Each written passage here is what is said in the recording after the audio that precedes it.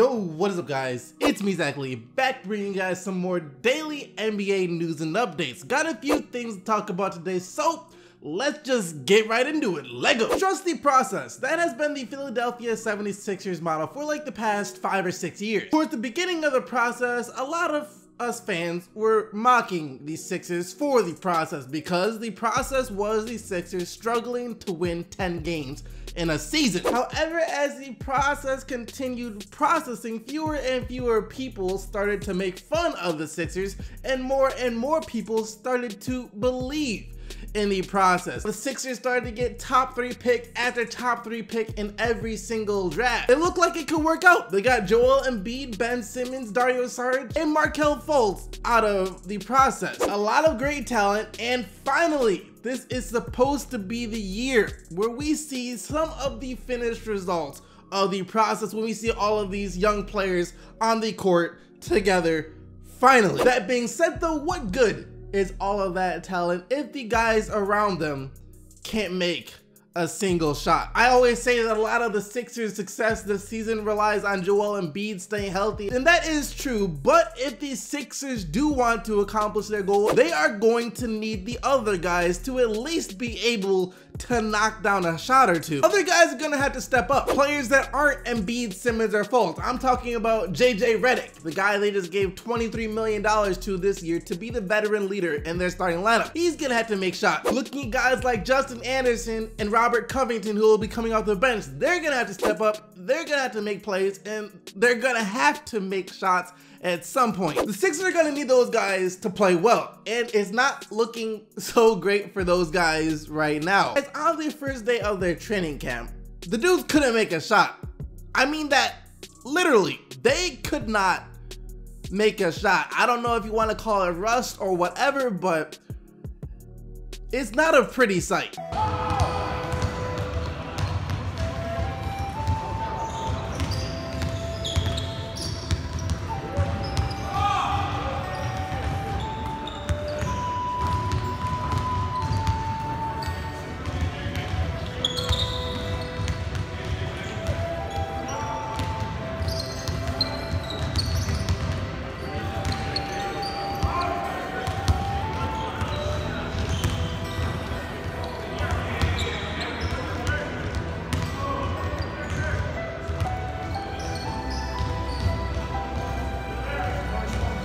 Like I said, I don't know if they were just rusty or I don't know, but that was nearly a minute, a legit minute of professional NBA players not being able to hit a single shot.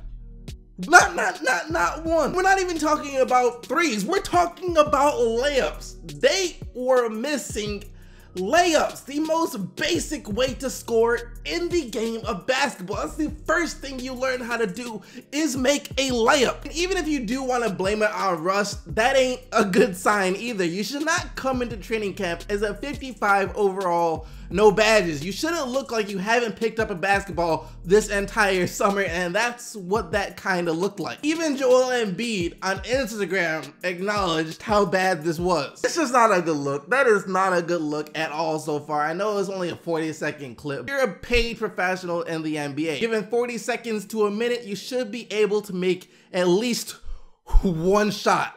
Just one layup. That's all I'm asking for. Maybe it was just a case of the monsters zapping their talents though. What did I tell you guys? What did I say? I told you that Dwyane Wade was going to sign with the Cavs this year. Use this year as one last chance to maybe have a shot at winning a ring. But after this year, I said that he's going to go to the Miami Heat, sign with them on a 2 or 3 year deal so he could retire with them. I already knew this was going to happen because it has to happen. Dwyane Wade retiring with any other team other than the Miami Heat is just flat out wrong. I will not accept it. And good news for me then, because yesterday Dwyane Wade did come out and say that he wants to retire with the Miami Heat. Miami, the doors are always unlocked. One day I want to retire in a Miami Heat jersey. I don't know how that will happen, but I definitely want to make sure that when I decide to hang it up, that jersey is on. Whether it's being back there or signing a one-day deal like Paul Pierce, I just want to make sure that I can go out the same way I came in. All right, so maybe he didn't say that, you know, he'll sign with them after the season, but he did say that he wants to retire with the Miami Heat. I want to talk about him signing on a one-day contract real quick. One-day contracts to retire with the team, they're cool, but it's not the same thing. For example, Paul Pierce, he did this like Dwyane Wade said earlier this summer to retire with the Boston Celtics. That's nice and all, but it's not the same thing. For Dwyane Wade, I want you to go back and play for the Miami Heat. Don't do this one-day contract type thing because it's just not the same. The last game you has to play has to be on the Miami Heat. We know Paul Pierce technically retired with the Boston Celtics, but we will always remember that the last game he played was in a Los Angeles Clippers uniform. That is wrong. That is not right. So please play for Miami, Dwyane Wade. We already know Pat Riley is open to you coming back. He said this last year after you signed with Chicago Bulls. You can come back whenever you want it. And now that you said you'll come back too, it's not a matter of if it will happen, it's just when it will happen. Make it happen. LeBron James has been in an unusually good mood this summer. I talked in a previous video about how strangely Kevin Durant has been acting this summer, but it's not just Kevin Durant, it's LeBron James too. Granted, they're two completely different things. LeBron James isn't getting into it with fans on Twitter and hasn't been exposed for using a fake Twitter account. But if you followed him on Instagram, Twitter, anything like that, you have probably noticed that LeBron has seemed extremely happy this offseason, which surprised a lot of people considering we thought he would be upset with how the NBA Finals went. But he's always working out non-stop. Even reports came out earlier this summer of his trainers saying that the man has been training like he has been possessed this summer. He's been training harder than ever this summer. J.R. Smith said that LeBron called him at 6:30 almost every single day this summer, 6:30 in the morning, asking him what he was doing and telling him to come work out with him. Just saw him up here a little bit ago. Something about him seems reinvigorated. He even said that. What's he been like this summer? A jerk. Honestly, he's a jerk because he calls me at 6:30 in the morning and asks me what I'm doing. Obviously, I'm asleep. Only you wake up at the crack of dawn and go work out. So he's been a jerk. Even Tyronn Lue said yesterday that he has noticed a happier LeBron James so far. He seems younger. I call him Benjamin Button. He seems younger. He just seems happier with the game right now, just having fun, enjoying the game. Hopefully it carries on for 82 games and into the playoffs. And if you were to approach LeBron James and ask him why you're so happy right now, LeBron, he would tell you it's because the Cavs got D-Wade. I'm happy that we were able to keep him away from everybody else. Come on, man, this is like one of my best friends. It's kind of like when you start school and you walk into the classroom and you're not quite sure if your classmates are, and when you walk in there, one of your best friends is there and you're like, oh yeah, this is gonna be fun. It's gonna be a good class. That's the type of feeling I got. I know that feeling, you know that feeling, we all know that feeling. That was a pretty good feeling. But who do you think you're kidding here, LeBron?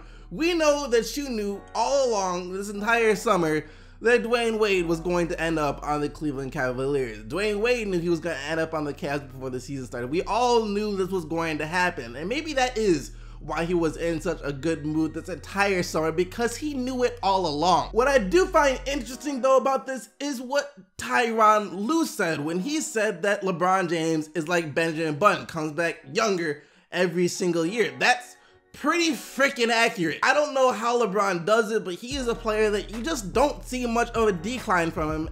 Any year that he's been in the NBA, you could argue that he had one of the best years of his career last year at the age of 32, supposed to be out of his prime. His scoring might have been a little down since, you know, for his career he averaged 27 points per game, and last year he only averaged 26 points per game, but basically all of his other numbers were career highs. He averaged a career high in rebounds and assists last year. The dude basically put up 26, 9, and 9. 26, 9, and 9.